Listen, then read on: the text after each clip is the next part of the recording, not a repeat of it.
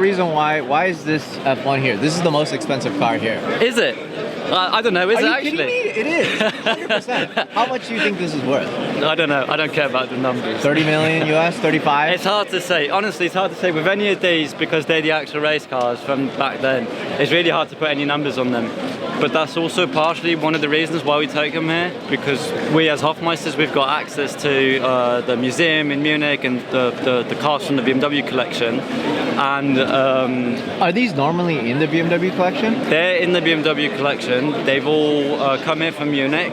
And so yeah, we really like to make them accessible for everybody here, and in general just for anyone else who doesn't normally see them.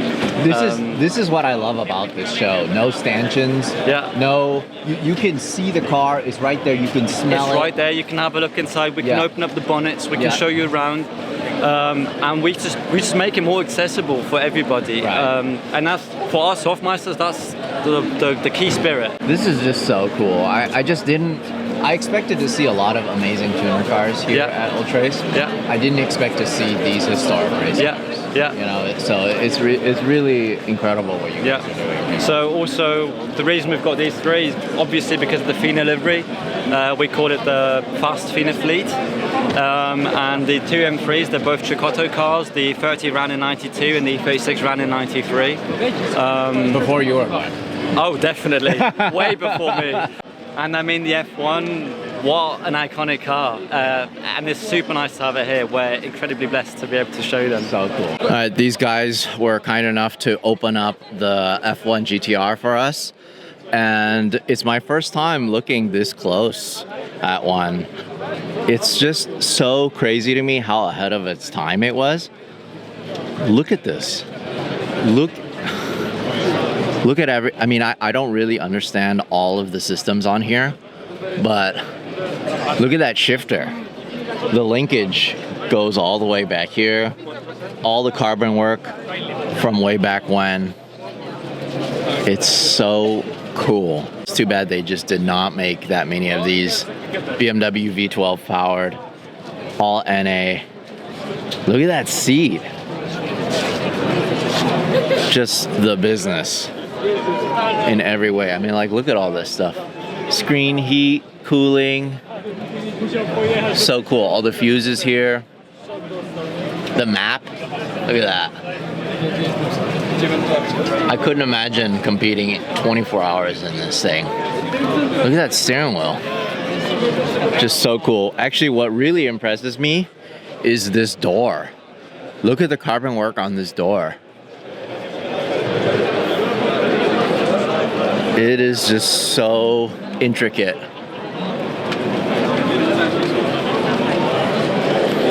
Amazing.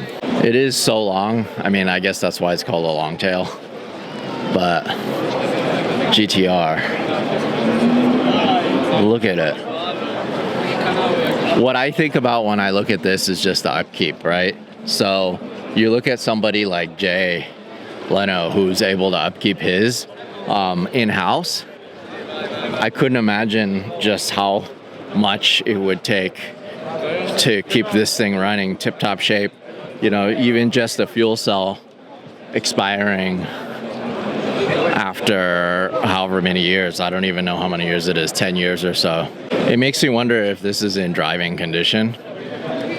I mean, it looks like it. It looks like it's in excellent condition. I guess this used to belong to Lance Stroll. I don't know.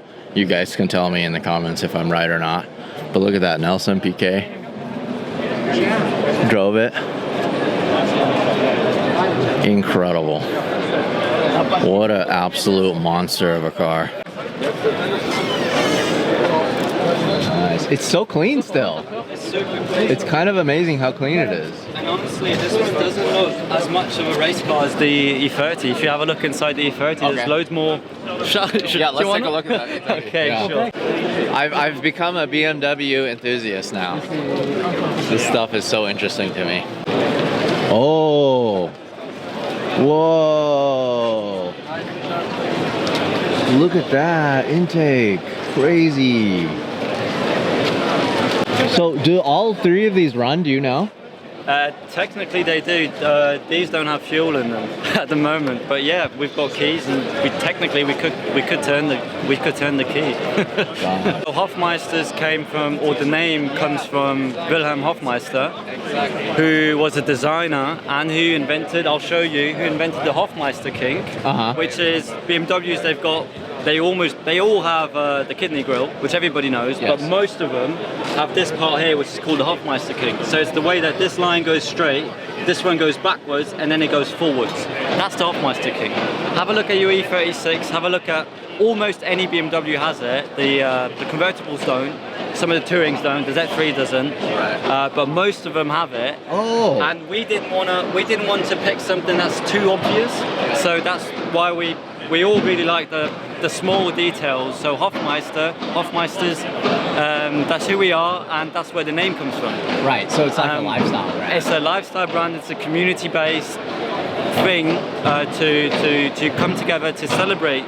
It's a celebration, that's what it is, of anything with a kink. Yeah. So there's a bit of a fun way to put it as well. Some of the events we do, we call them quickies, because it's kinky, it's stuff like that. So there's loads of words to play with. That is loads amazing. of fun. I love that. And yeah, the kidney grille is a bit obvious, the logo is a bit obvious, so we picked something that's a bit different, a bit more subtle. I love that.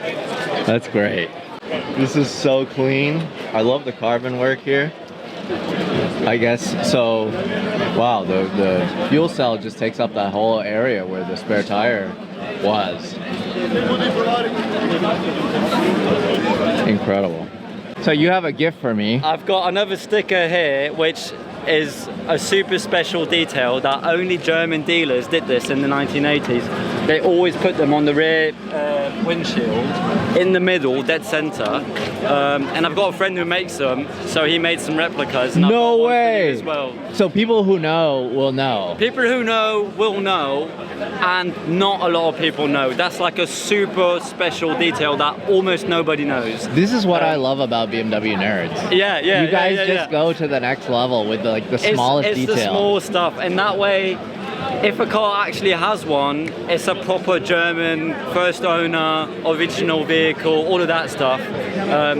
Yours is from Spain, right? Yeah. Still, like if you put it on, it's the nerdy little stuff. Right. That's what's fun. Yeah, so mine still has the Spanish dealer there. Cool. And somebody messaged me, they're like, hey, I live right next to the dealership where this came from. That is so cool. They're like, this is a legit Spain car. That is so cool. And then, so I'm gonna go ahead and put this sticker that on. next to it, just below it. That is so cool. Yeah. I've got an 86 E30 that my granny bought from the dealer, and I now live 200 meters from that dealer where it was purchased. So it's stuff like that when it comes together. It's fulfilling in a weird way, and it's the nerdy stuff, but it's so much fun. It's so cool. I love it. I appreciate you guys. Oh, thank you so much. Yeah. If you only saw how ridiculous I look right now, I'm losing blood in my hands by being able to film him at his height. Wait, you should just get forehead. Top down. Yeah, I know. I should just mount this on my forehead. So how's it so far? Exceptional as always. It's been a little bit too hot today, I think. More than last year. But there's so many people here. You know, so many cars. You know what I'm really concerned about? This is one of those events where I feel like I'm not going to do it justice.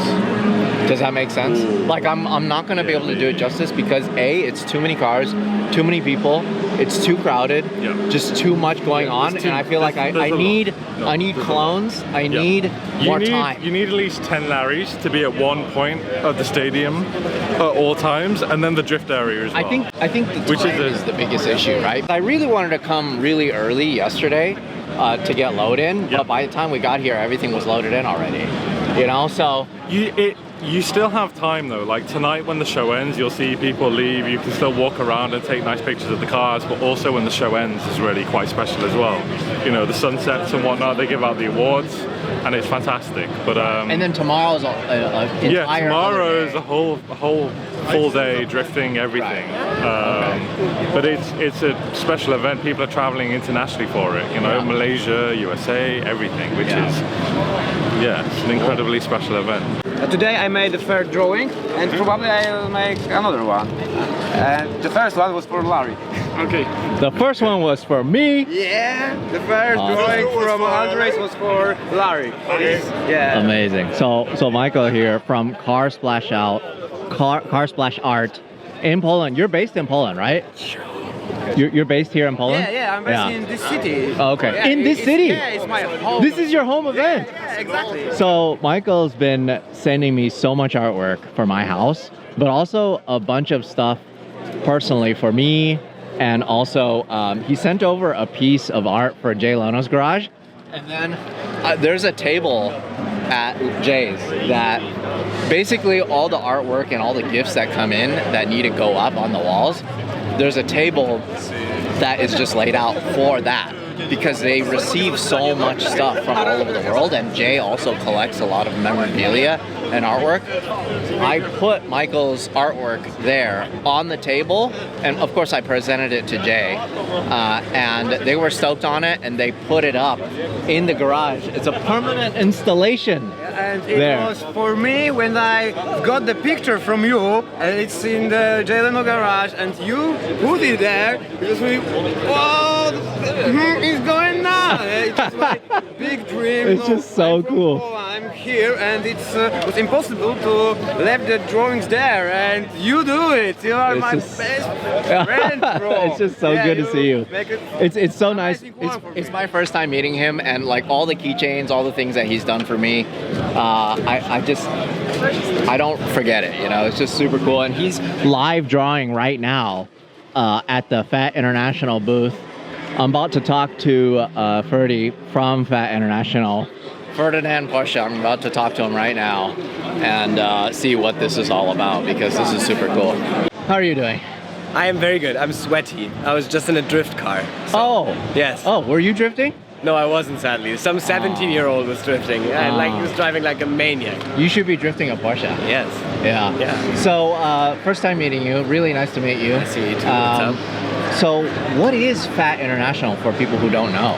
So f.a.t. was a logistics company back in the day, and the guy sponsored all sorts of race cars. So he sponsored Ferraris, Porsches, Saubers, everything basically. And you know, we had the ice race in the beginning. Yes. And when COVID hit, I was thinking, okay, how can I like expand this from just one time a year event to something where I can meet all the people that I like more often, where I can like hang out with everybody, where we can do more fun stuff with it. So we looked through all the Le Mans racing history, and we found, like, I mean, I obviously knew about this, but then looking at it specifically, we found f.a.t. being on the Le Mans car that won in 1994. It's kind of like DHL. Yes. But around that time period. Yes, and like I think smaller and more focused on sponsoring race cars. Got it. So it stands for Français Allemand Transit, and now it just stands for f.a.t. basically. That's perfect. Yeah. So then, my question is, how did you get involved in it? Because you're, I don't know what to call you, racing royalty, automotive royalty? What's the best way to put it? I don't know, I think my family might be that. I'm more like a young architect who enjoys cars and who loves shit out of them. And you like, just happen to have the bloodline. I just happen to have a good name. Right, got it. But I want to have fun with it, right? And I think it's a cool, like, even with ice race in the beginning, I think that was just a cool like way of really getting the people excited for it. And now we're just having fun with all sorts of stuff. But how did you get to take charge? Like, were you all of a sudden, you wake up one day, you being a car enthusiast naturally, you're like, hey, I need to do something. I need to do something for my own legacy. Like, what was the idea? So the very first spark basically was ice race. I found out about it. It was in Zell am See, like basically my family's sort of second home in Austria. I found out that they raced on the frozen lake until the 70s.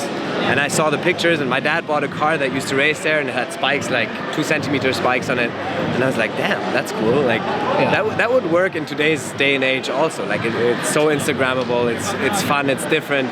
It's more a festival than it is like it's about perfect. the seconds. It's perfect. Yeah. It's perfect because you're filling a gap Yeah. that happens during the winter, right? There's not much motorsports that's happening during that time period, Yeah. especially in Europe. Yeah. And then you're putting on this event, you're inviting all of these people with these historic race cars and also historic drivers. Yes. It's just so cool. I'm so jealous. You want to talk about FOMO and Instagrammable? I had the worst FOMO. You should come. Seriously, because they had one in the US and I was like just scrolling on Instagram nonstop. The you know what? Worst we'll have FOMO. another one in the US. I can't wait. I can't wait. I'm there. So then why, okay, so now you've built up this brand.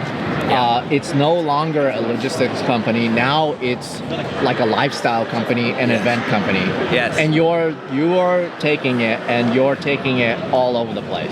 We're basically like, we do everything that we enjoy, right? So we do events, we do the track days. Now we raced Le Mans again. This one Le Mans in 94. This year we raced in Le Mans again with the 963. That's right. I remember. Didn't win, sadly, but the car looked mega and we had like a blast. In the first few rounds, the door kept popping open. We had to change the door, so we were 3 laps behind. It was all like all over the place, but it was such a good time to be back there and to have the two cars sort of continuing the story. It's mega. Dumb question. Does that have any relation to Porsche at all? I mean, now it kind of does, but initially, no, it didn't. f.a.t just sponsored a bunch of cool cars. So now it does. Now it does through to me, maybe, but like Porsche is one of our big partners.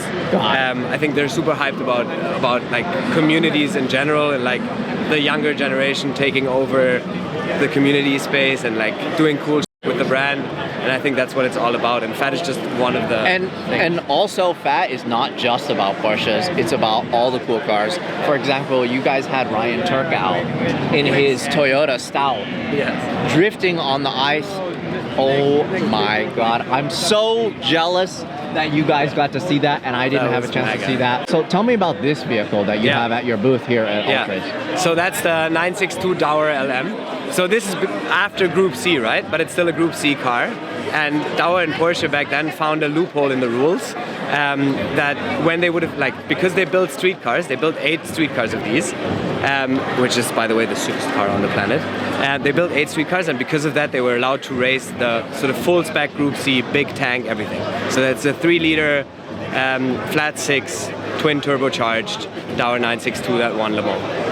This one in particular? This one is chassis number 1. This one didn't win Le Mans. This one is like the Porsche Museum. Sort of, this was a test mule, and they painted it in those colors. Basically, the original one was sold to a guy in the US, and it still lives there. I saw it. I saw it at Rensport Reunion last year. But this is basically like it's a sister car. So it's. So then you put a fresh livery on it for this show? No, that was Porsche put the fresh livery right after Le Mans, basically, because the car, They sold the car after the race, and I think, or basically Dauer sold the car, and then Porsche, because it won Le Mans and because of its significance, they put the same colors on the test car, basically. Wait a minute, so you're telling me like this livery was the way it was back then? Yes. The f.a.t? Yes. So cool. It's one-to-one the same thing. Amazing. Yeah, that's so cool about f.a.t, and there's so many different cars that had the f.a.t livery, basically, right? So and there's so many things you can play with, and so many cool like eras of cars. There was a GT1 in a f.a.t livery. There was Mercs, there was BMWs, there was everything. Sometimes it's just a small sticker, sometimes it's the whole livery. So this is another dumb question. I'm sorry. I'm learning about all this stuff. Does f.a.t exist as a logistic company anymore, or when did it fold? So the guy who was the boss of f.a.t, basically, I don't know when exactly he stopped doing it, but I think early 2000s, at least that was the last time he sponsored cars. And honestly, I think he did this out of passion, right? Like, I think his firm was between France and Germany, given the name. But yeah, he's 87 now or something, lives in the south of France, has a good life. I sent him a package once and a note, etc., and I just heard back that he thinks it's really cool what we're doing. And so honestly, I just think he was a vibe. Like, he threw parties around Le Mans, went drinking with his mates, then came back to the garage. I think he was a big vibe. I just really love the story so much, and I love that this individual is embracing the fact that you're taking it and you're taking it beyond what he initially intended it to be. Yeah, I think that's great. I think there is so much more to it. I mean, the name itself, right? Like when we were looking for something to put up above Ice Race, to grow this, to do more stuff, we saw f.a.t. and we were like, okay, this has to be it. Like, that has to be it. I can't wait. I really want to go to the events, but hopefully we can. Hopefully we can work together more. It's just super cool to see that this is a thing now. You know, this is car culture, and it's alive and well, and it's only gonna get bigger. Yes, man. Oh wow. So then this is from the Porsche Museum. Yes. And they so you can see in here it's chassis number 1. So it says 962 LM GT 001. And basically I think this was a test car of the Dowers. And then they built 8 street cars. They all live anywhere. I think the Sultan of Brunei owns 5 of them. Oh, of course. Flex. Of course he does. Flex. Yeah. And yeah, so this is basically the same car or a sister car to the one that won Le Mans. Amazing. Yeah, twin turbo. So then this probably still runs then? Right now this doesn't run, but I hope it's gonna run soon because I would love to do Le Mans Classic in it. That's the goal, yeah. Yes, I like that. You have to set That would be goals, cool. right? Yeah, I love that. That is super cool. Hurley Haywood. That is so cool. All right, so I'm in 962 chassis number 1. Look at that. 962 LM. That Le Mans sticker from 1994. How cool is this? This was their test car apparently, and it's pretty much unchanged, it seems like, from back then. But there's just so many interesting details on this. Like, look at this. The boost gauge, mixture, rich, goes this way. Ignition, timing, I'm assuming. All the fuses. Oh, look at this. The windscreen. This is fresh air. Fog light, lights. Oh, the key! There's an actual key! How is that a thing? There's an actual key here. Not like, what you did. What the heck? Oh my god. The lights, this is so funny. I mean, this is like technology from the 90s, you know? The display, look at this cute little tiny LCD display. Like, that's all you had. This and that. That's all you had to display whatever is wrong with the car or status. But this is really cool too, because the Ferdi just pointed out the fact that the red line is right here at the top, so you know exactly when you're about to hit red line in this car. Amazing. What's also crazy? Fully manual transmission. What do you kind of do? Like, look at this aluminum shift knob. You have to have some balls to drive this 1010s. Like, you have to be a serious wheelman. Look at this. I'm assuming this is probably from that era too, because they didn't change this at all. It's like corrugated cardboard with gaff tape. For whatever reason, I'm assuming they needed this here. But you can barely have any room. Like, there's no room at all for my feet, like for the pedals. Look at this. I don't know what this is for.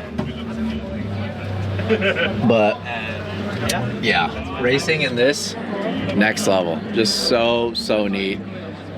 So cool to be able to sit in this. You made it, dude. I mean, you wouldn't be able to shut the door. Gurney flap. Hey, you need a Kaiser flap. Forget the gurney no bubble. Yeah, the gurney bubble. Yeah, Kaiser's about to race 24 hours.